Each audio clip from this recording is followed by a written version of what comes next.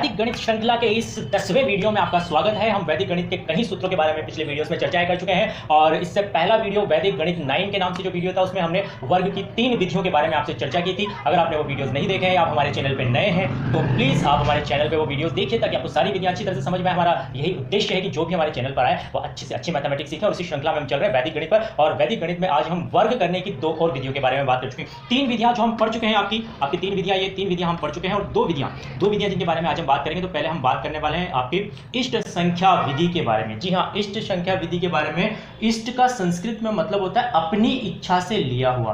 तो इष्ट संख्या का मतलब क्या है कि आप एक बात को अनुभव कर सकते हैं कि जो भी हमारी शून्यांत संख्याएं होती है उन्हें गुणा करना बहुत आसान होता है। जैसे कि मान लीजिए कि आपको 32 को अगर आपको 20 से गुणा करना है तो ये बहुत आसान है। क्यों आसान है? क्योंकि आपको 32 को सिर्फ 2 से गुणा करना है और पीछे एक शून्य लगा देना है। जैसे 32 को 2 से गुणा करके आपको मिलेगा 64 और पीछे आपको लगा देना है 0। इसका तात्पर्य ये हुआ कि अगर हम किसी संख्या को शून्यांत संख्या से गुणा करें जिसके अंत में शून्य है तो शून्यांत संख्या से गुणा करना बहुत ही आसान होता है। इसी विधि का हम प्रयोग करते हैं। उदाहरण से समझेंगे तो बहुत अच्छा समझ में आएगा। उदाहरण हम यहाँ पर लेते हैं। एक संख्या हम यहाँ पर ले रहे हैं, जैसे यही मान लीजिए आपको 32 का ही वर्ग ज्ञात करना है। जब आपको 32 का वर्ग ज्ञात करना है तो आप देखिए कि 32 के सबसे पास जो शून्यांत संख्या है वो है आपकी 30 और 32 को 30 में बदलने के लिए आपको मदद लेनी पड़ेगी 2 की। तो 2 आपकी यहाँ पर इष्ट संख्या है।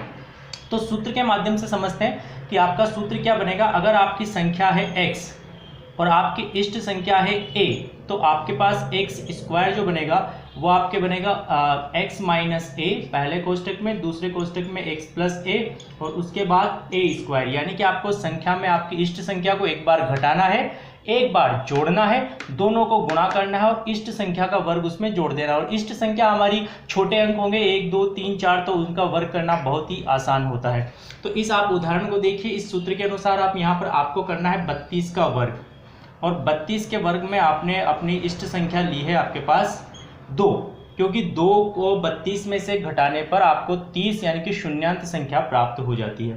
तो हम एक बार लिखेंगे यहाँ पर 30 माइनस 2 पहले ब्रैकेट में और दूसरी 32 माइनस 2 और यहाँ पर 32 प्लस 2। आपकी इष्ट संख्या है 2 जिसे हमने एक बार घटाया है और एक बार जोड़ा है। और अब हम इसी इष्ट संख्या का स्क्वायर यहाँ पर जोड़ देते हैं। तो आप देखेंगे कि आपकी ये संख्या बनेगी आपकी 30 और ये संख्या बनेगी आपकी 34 और ये आपके पास 2 का स्क्वायर बनेगा यहाँ 4। जब आप इसे गुणा करते हैं तो गुणा करने पर देखिए आपको क्या प्राप्त होगा। यहाँ पर 1020 और 1020 में जब आप 4 जोड़ेंगे तो आपको अपना उत्तर प्राप्त होगा 1024। कई स्टूडेंट्स को ये सारी विधि देख के लगेगा कि काफ़ी लंबी विधि है, अच्छा होता है कि हम 32 को 32 से गुणा कर लेते। लेकिन अगर आप इसे अच्छी तरह से अभ्यास करेंगे, प्रैक्टिस करेंगे तो आप बहुत आसानी से कर सकते हैं। आप देख सकते हैं कि लिखने में और समझाने में ये विधि आपको लंबी लगती है, लेकिन जब हम इसका सतत अभ्यास करेंगे तो हम इसमें पारंगत हो जाएंगे। बहुत ही आसानी से हम गणनाएं कर सकते हैं। और जो लोग 10वीं बोर्ड का, राजस्थान बोर्ड से एग्जाम दे रहे हैं उन्हें तो डेफिनेटली पूरी विधि आपको एग्जाम में करके बतानी ही पड़ेगी। तो हम इसका एग्जाम के माध्यम से भी आपके लिए उपयोगी है और जो हमारी दैनिक गणनाएं हम करते हैं उसके लिए भी उपयोगी है। मान लीजिए कि आपको वर्ग करना है, आपके पास 47 का आप वर्ग करना चाहते हैं। अब 47 के पास की जो शून्यांत संख्या है वो है आपके पास 50 और 50 से जो 47 का अंतर है वो है आपका 3। तो आप आपकी संख्या के साथ इस 3 को इष्ट संख्या के रूप में काम में लेंगे। आप चाहे तो इसको 40 के करीब अगर आप करना चाहें तो आपको 7 काम में लेना पड़ेगा, क्योंकि 40 और 47 का अंतर 7 है। लेकिन 3 यहाँ पर ज़्यादा उपयोगी, क्योंकि 3 छोटी संख्या और छोटी संख्याओं की गणना आसान होती है, मौखिक रूप से कर सकते हैं, बहुत ही आसान। तो आप क्या करेंगे, आपकी संख्या लिखिए आपने, आप 2 कोष्टक बना लीजिए। सबसे पहले 2 कोष्टकों में आप अपनी इष्ट संख्या को एक बार आप जोड़िए और एक बार आप घटाइए और आप अपनी इष्ट संख्या यानी कि इस इष्ट संख्या का स्क्वायर 3 का स्क्वायर का मतलब होगा कि आपको इसमें जो 3 का स्क्वायर है यानी कि आपको 9 इसमें जोड़ देना है। तो आप देखेंगे कि यहाँ आपके पास 50 बनेगा और यहाँ आपके पास बनेगा 44 यानी कि 44 और आपको 9 उसमें जोड़ना है। जब आप इस संख्या को गुणा करेंगे बड़ी आसानी से, आपको 44 को 5 से गुणा करना है सीधे, तो आपको यहाँ पर प्राप्त होगा आपके पास 2200, 2200 में जब आप 9 जोड़ेंगे तो सीधा आपको अपना उत्तर प्राप्त हो जाएगा 2209। तो इष्ट संख्या आपको वो चुननी है जिसे घटाने या जोड़ने से आसानी से आपको शून्यांत संख्या प्राप्त हो जाए। अगली जो विधि हम आपको बताने जा रहे हैं द्वंद्व योग विधि। इस चैनल पर हमको वैदिक गणित की वर्ग विधियों में जो पढ़ाएंगे उन वर्ग विधियों में द्वंद्व योग विधि हमारी अंतिम विधि है, यहाँ पर वर्ग से संबंधित। तो देखिए ये बहुत ही अच्छी विधि, क्यों अच्छी है? क्योंकि आपकी जो पिछली विधियाँ थी उनमें कुछ प्रतिबंध लग रहे थे। जैसे कि आपने देखा होगा कि हमारे पिछले वीडियो में सूत्र एकाधिकैन पूर्ण में अंतिम अंक जो है आपका वो 5 होना चाहिए। निखिलम आधारित जो विधि है आपके पास, उसमें आपके पास जो अंक है, जो संख्याएं हैं, वो किसी आधार या उपाधार के निकट होनी चाहिए। लेकिन द्वंद्व योग विधि से आप किन्हीं भी संख्याओं का वर्ग ज्ञात कर सकते हैं। द्वंद्व योग का मतलब समझिए। द्वंद्व योग का मतलब ये है कि अगर आपके पास केवल एक ही अंक है तो उसका द्वंद्व योग आपके पास होगा, आपको उसका वर्ग कर देना है। अगर आपके पास 2 अंक है तो 2 अंकों का द्वंद्व योग क्या होता है? 2 अंकों के द्वंद्व योग में आपको दोनों अंकों को गुणा करके उसे 2 से गुणा कर देना है। यदि आपके पास 3 अंक हैं तो 3 अंकों का द्वंद्व योग किस प्रकार से होता है? 3 अंकों में से आपको जो आपके कोने वाले अंक हैं, यानी कि पहला और तीसरा अंक है, इनको आपको गुणा करके आपको 2 से गुणा करना है। ए और सी को गुणा करके 2 से गुणा करना है और बीच वाला जो अंक है उसका आपको वर्ग कर देना है और इनको जोड़ देना है। इसी प्रकार से अगर आपके पास 4 अंक होते हैं तो 4 अंकों में आपको क्या करना है कि आपको पहले और चौथे अंक को आपको गुणा करना है। ठीक उसी प्रकार से आपको दूसरे और तीसरे अंक को गुणा करना है और इन्हें जोड़ देना है। ए को आप डी से गुणा करेंगे, बी को सी से गुणा करेंगे, इन्हें जोड़ देंगे और जोड़ के इस पूरे परिणाम का आप दुगना कर देंगे, यानी कि इसे 2 से गुणा कर देंगे। इस प्रकार से हम 1, 2, 3 और 4 अंकों के यहाँ पर द्वंद्व योग बना सकते हैं। अगर आपको किसी भी प्रकार से ये मुश्किल लग रहा हो समझने में तो हम उदाहरण लेते हैं। उदाहरण से आप समझेंगे तो आपको बहुत ही अच्छा समझ में आएगा। देखिए, हम सबसे पहले 2 अंकों की एक संख्या लेते हैं। जैसे आपने लिया आपके पास 18 और 18 का आपको वर्ग ज्ञात करना है। 18 का वर्ग ज्ञात करना है तो 18 को आप ध्यान से देखिए। 18 में सबसे पहले हम क्या करेंगे, आपका पहला अंक लेंगे 1। इस 1 का आपको द्वंद्व योग बनाना है। उसके बाद आपको 1, 8 का द्वंद्व योग बनाना है, दोनों अंक लेके। और उसके बाद आपको 8। अगर आपने हमारे पिछले वीडियोस ध्यान से देखें तो आपको याद आ रहा होगा कि हम जो ऊर्ध्व तिर्यक गुणा करते थे ये उसी पर आधारित है और उसमें हमारे इस तरह के समूह बनते थे।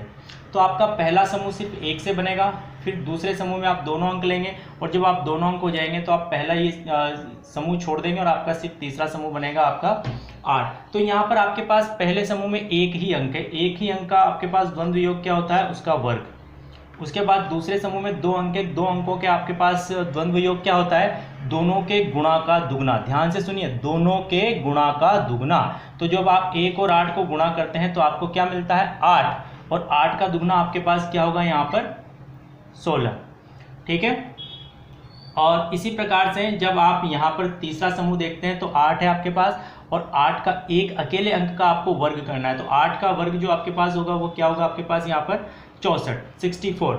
ये आपको अपने समूह प्राप्त हुए हैं। इस समूह में आप देखेंगे कि यहाँ आपके पास 2 अंक हैं तो हम इस बचे हुए अंक को आगे जोड़ देते हैं। तो आपका पीछे मिलेगा आपको 4 और यहाँ जब आप 16 में 6 जोड़ेंगे तो आपको मिलेगा यहाँ पर 22 और यहाँ पर आपका है 1। फिर यहाँ आपके पास अभी 2 अंक हैं तो इन 2 अंकों में से आप 1 अंक को यहाँ छोड़ते हैं और इस अंक को आप आगे जोड़ देते हैं। आगे जोड़ देते हैं तो जब आप 1 में 2 जोड़ेंगे तो आपको मिलेगा 3, 2 और 4। और इस स्थिति में आप यहाँ से ये विभाजक चिन्ह हटा दीजिए और आपको अपना उत्तर प्राप्त हो जाएगा 324। अब हम 3 अंकों की संख्या का उदाहरण लेंगे। ध्यान से समझिए, एक एक बात को गौर से सुनिए, आपको अवश्य समझ में आएगा। हम संख्या लेते हैं 123 और 123 के हम यहाँ पर वर्ग, इसके एक समूह बना के और द्वंद्व योग विधि से वर्ग ज्ञात करेंगे। कितने समूह बनेंगे, आपको अगर ऊर्ध्व तिर्यक विधि याद है तो 3 अंकों की संख्या में आपके पास 5 समूह बनते हैं। तो आप ध्यान से देखिए, सबसे पहले हम सिर्फ 1 को लेंगे।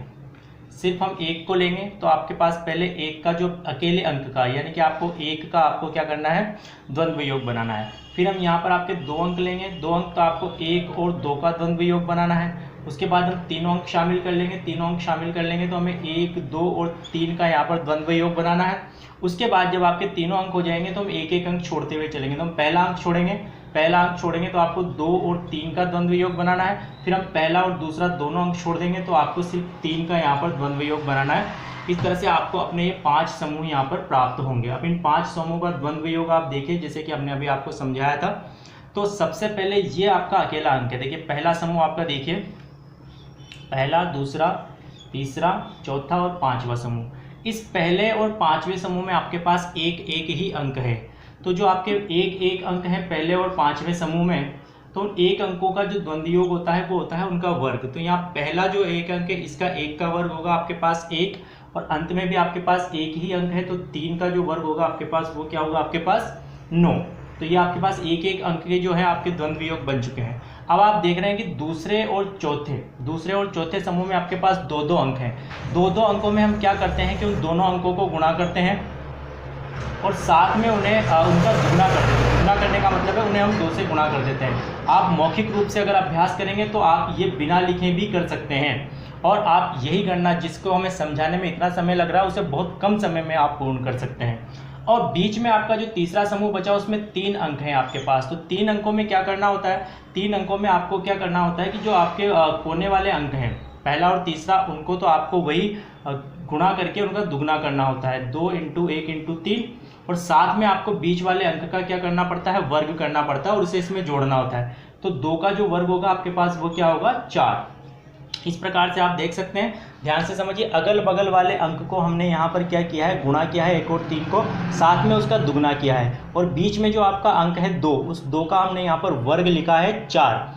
यहाँ तक अगर आपको समझ में आया हो तो आगे भी वीडियो को बहुत ही ध्यान से देखिए। तो आपके इन सभी समूहों को आपको हल कर लेना है। पहला समूह आपका 1 है, दूसरे समूह को आप हल करेंगे तो आपको मिलेगा यहाँ पर 4, तीसरे समूह को आप हल करेंगे तो आप 6 और 4 को जोड़ेंगे तो आपको 10 मिलेगा, तीसरे समूह को अगर आप हल करेंगे तो आपको 12 मिलेगा, और आपका जो चौथे और पांचवें समूह में आपको यहाँ पर मिलेगा 9। तो आप ध्यान से देखिए कि यहाँ पर हमारा एक ही अंक है, लेकिन यहाँ और यहाँ हमारे 2 अंक हैं। तो इन्हें हम हल करते हैं।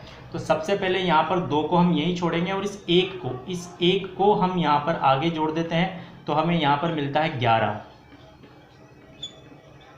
इसके बाद यहाँ भी आपके पास 2 अंक हैं, तो इस एक अंक को, पिछले वाले अंक को हम यहीं छोड़ते हैं, और आपका जो अगला अंक है 2.5 का अंक, उसे हम आगे जोड़ देते हैं, तो आपको यहाँ पर मिलेगा 5। तो आपके अंक हो जाएंगे 1, 5, 1, 2 और 9। इस स्थिति में आप यहाँ से जो बीच की विभाजक रेखाएं आपकी हटा दीजिए, तो आपको अपना उत्तर प्राप्त हो जाएगा यहाँ पर 15,129, यानी कि आपका जो 123 का आपको वर्ग प्राप्त होगा, 123 का वर्ग आपको प्राप्त होगा 15,129। इसी प्रकार से हम 4 अंकों की संख्या का भी वर्ग यहाँ पर ज्ञात कर सकते हैं।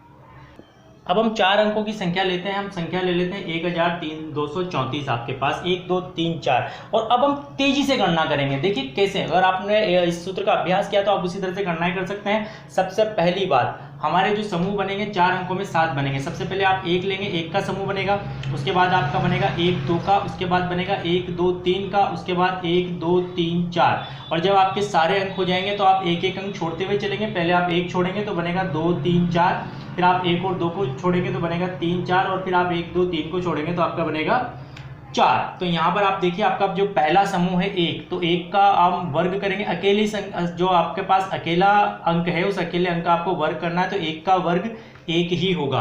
उसके बाद यहाँ पर आपके पास 2 अंक हैं, तो इन दोनों को गुणा करके आपको इसका दुगना करना है। 1 और 2 को गुणा करेंगे तो 2 मिलेगा, और 2 का दुगना आपके पास क्या होगा 4। यहाँ पर आपके पास 3 अंक हैं, 3 अंक है, तो आप पहले अगल बगल वाले अंकों को गुणा करके दुगना कर दीजिए। 1 और 3 को हम गुणा करेंगे, पहले और तीसरे अंक को गुणा करेंगे 1 और 3 को, तो आपको मिलेगा 3, और 3 का दुगना होगा 6, और बीच वाले अंक का हम क्या करेंगे, उसमें वर्ग करके जोड़ देंगे, तो 2 का वर्ग आपका होगा 4। अब यहाँ पर आपके पास 4 अंक है। 4 अंकों में ध्यान से देखिए, पहले और चौथे अंक को गुणा करते हैं। पहले और चौथे अंक को गुणा करेंगे तो क्या मिलेगा 4, और दूसरे और तीसरे अंक को भी हम गुणा करते हैं। दूसरे और तीसरे अंक को यानी कि 2 और 3 को गुणा करते हैं तो क्या मिलता है 6, और इन दोनों का भी हमें दुगना कर देना है। साथ में दुगना भी करना है, आप ध्यान रखिए, दुगना करना ना भूलें आप। जब आप 2 अंकों को गुणा कर रहे हैं तो उनका आपको दुगना करना है। उसके बाद हमारा अगला समूह है जिसमें आपके पास, जैसे हमने इस समूह का किया था ठीक ऐसे इस समूह का करेंगे। यहाँ भी 3 अंक हैं, अगल बगल वाले अंकों को यानी कि 2 और 4 को हम गुणा करते हैं तो 8 मिलता है, और 8 का दुगना आपके पास क्या होगा 16, उसका दुगना करना है।